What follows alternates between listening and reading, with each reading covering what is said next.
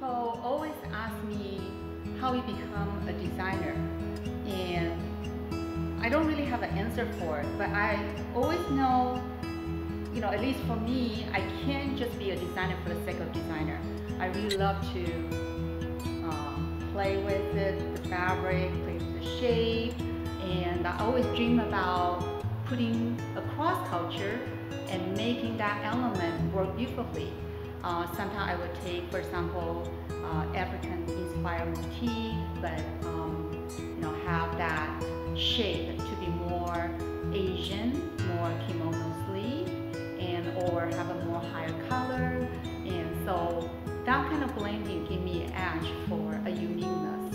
And often also use the texture and do a surface design, hand dye, appliques, and a lot of hand strokes and hand painting element. That's all the things I incorporate into my design, because I think the people wearing it, they need to identify their own enrichment, their own experience. And the people love fashion. The attitude are so important because that's your signature style. Don't be afraid to speak out and play your element.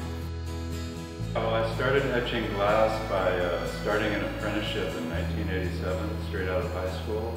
And I moved around various other well-known glass studios in the Bay Area for another 10 years, and finally went on my own.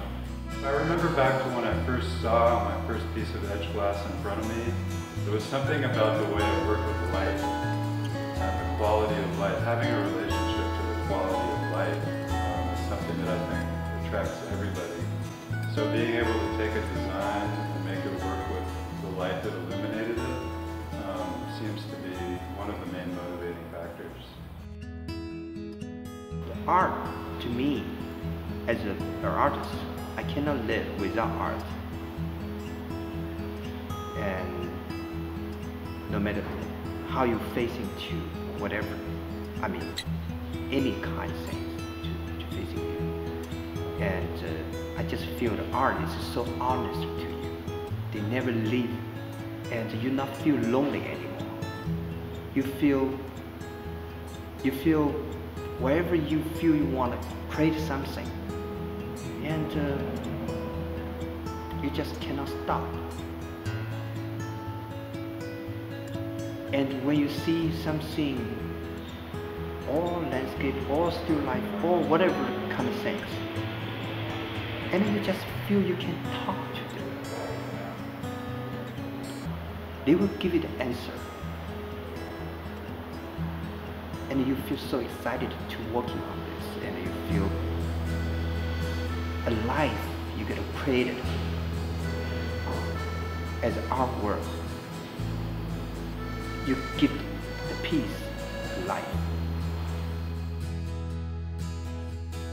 So Growth One Concierge, we provide premier concierge and luxury experiential services to an affluent demographic.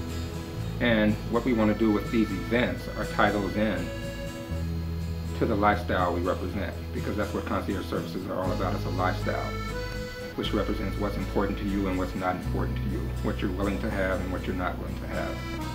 And so what the event does is a collaborative cross-marketing event, and it allows luxury service and product providers to display their goods and services on a luxury experience platform.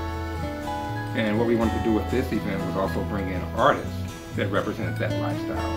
We have Zing Fu, who does the amazing oil paintings, phenomenal work. Also Monique, who has a very deep creative mind with her designs and her clothing. And we also have Jamie, who does a terrific glass artwork with different designs such as Buddha, ducks, and different other designs as well. So we thought that would be a great element to add to the events moving forward.